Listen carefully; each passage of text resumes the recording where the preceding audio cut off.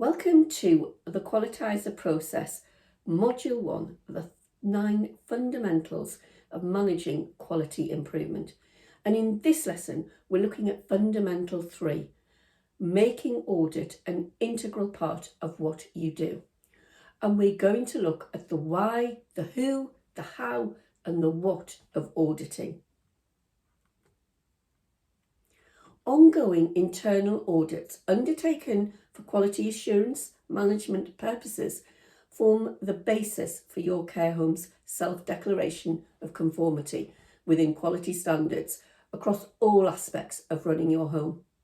And perhaps the first question to ask is, why should we perform internal audits? And the most obvious answer to that question is internal audits are a key management tool for evaluating of conformance and of the delivery of quality outcomes.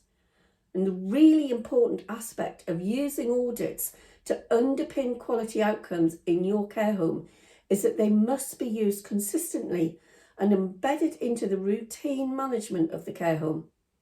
Not just a document or tool that is picked up monthly, completed, and then filed away nicely and tidy until next month's audit deadline. Now, one of our modules in the Qualitizer process is audits. But in this fundamental video, we look at the basics of audit. We're looking at the fact that the why, the who, the what, and the how of auditing.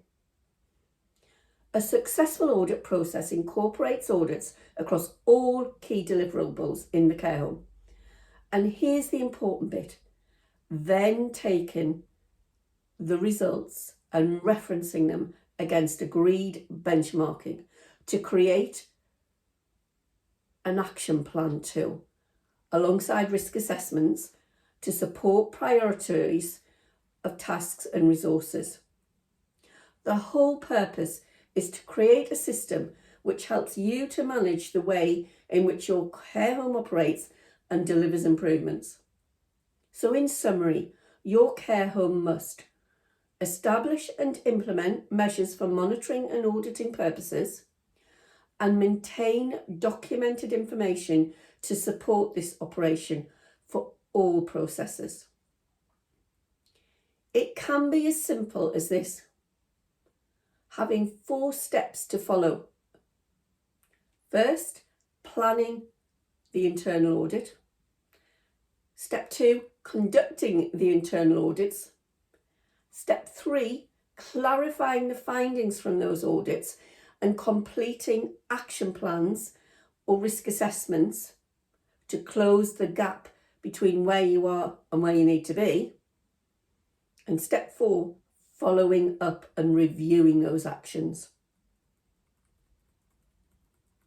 So that's the why. The who of auditing is an obvious statement coming up.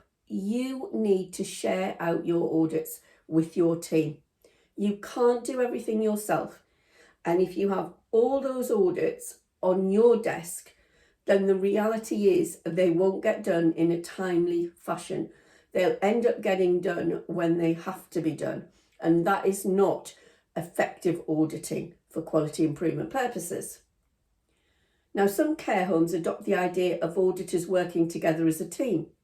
And if this is the case, there should be some prior agreement between the auditors to agree the division of that work. In other words, they're all very clear about which aspect or which audit they are carrying out in any set given time frame. Now, this might seem a bit obvious, but let's be truthful. Sometimes the obvious isn't always done. So a successful, meaningful audit system best involves a number of staff who can share the process and allow for fresh eyes. This way of operating can often be embedded into your care home governance structure with an audit chart or a governance structure chart that shows clearly who takes responsibility for each aspect of the home when it comes to auditing. The next aspect of a good auditing process is clarifying audits with the team. The how. When audits are being undertaken, and the following points should always be considered. You should always give a clear explanation on the rationale behind each audit, so that's going to verify the effectiveness and the efficiency of the care home process. So it includes evidence of that continual improvement that you're wanting to embed. So in other words, it's not just a standalone, almost tick box audit. Let's do all of the weights for this month. It's a process that then takes those weights and analyses them against individual care planning and referrals to things like the SALT team and liaison with the kitchen. It's a process, and we will look at a couple of examples of process for auditing in the actual module audits. But clearly what you're looking at is across the whole aspect of the care home. Your care documentation, your customer feedback, your complaints, and looking at those key performance indicators and objectives, and looking at the relevance and any trends that you're seeing. So I've mentioned weights. You may see a trend of increased weight loss, and then you may analyse that and identify that that's in one particular area of the home or in a particular group of service users. So you can then embed improvement methodologies. So confirming that the internal audit that you're undertaking is linked to benchmarking, i.e. where you want to get to, is key to an effective process. And categorising all your findings against your risk assessment tool, whichever tool you do use. So you're very clear. You'll probably all be familiar with the red, amber, green approach to risk assessment if that's what you're using. But basically, you're going to categorise them against major non-conformity, minor, or opportunities for improvement, and then act accordingly. When preparing for internal audits, always consider the following.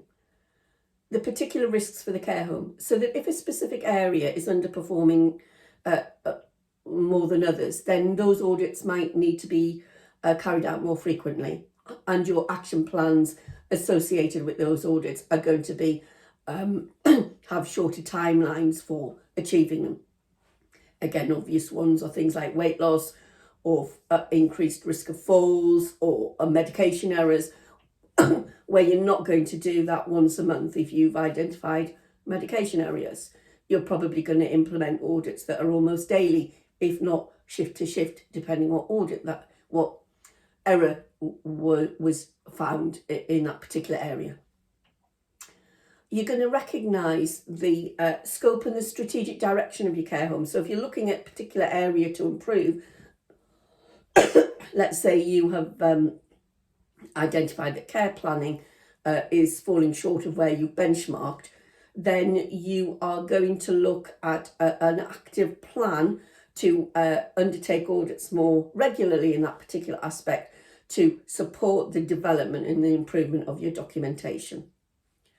And those results of internal and external audits that also can come from CQC or commissioning organisations such as local authority and ICBs increasingly are built into your decision making as to which audits you may need to do more regularly.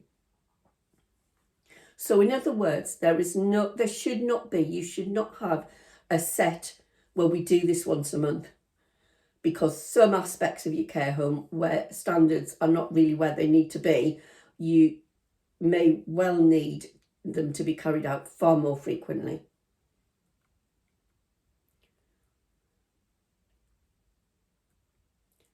And finally, the what of audit.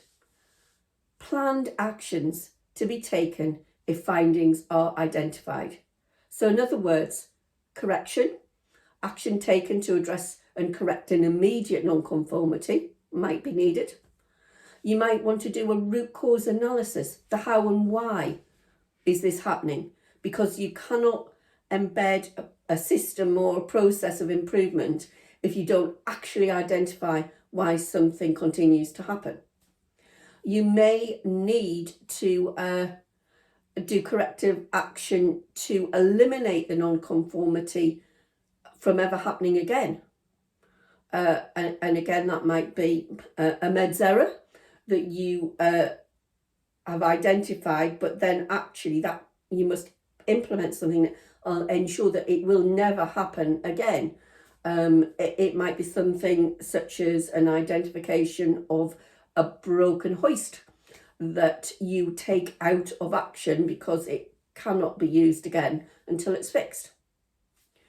And each of those examples, you're going to have timescales for implementing the actions. It might be immediate, it might be within a week, it might be for care plan updates to make sure that they're relevant and current and reflect current needs, that a month is a reasonable timescale. And then the final part of the what is that follow-up. No audit should be done in isolation, because an audit used effectively improves quality, and in order to do that you're doing it as a continual process. So it's important that any non-conformities are acted on, they're checked, and then they're reviewed, so that that checking process, that auditing process, is that almost continual cycle of quality improvement.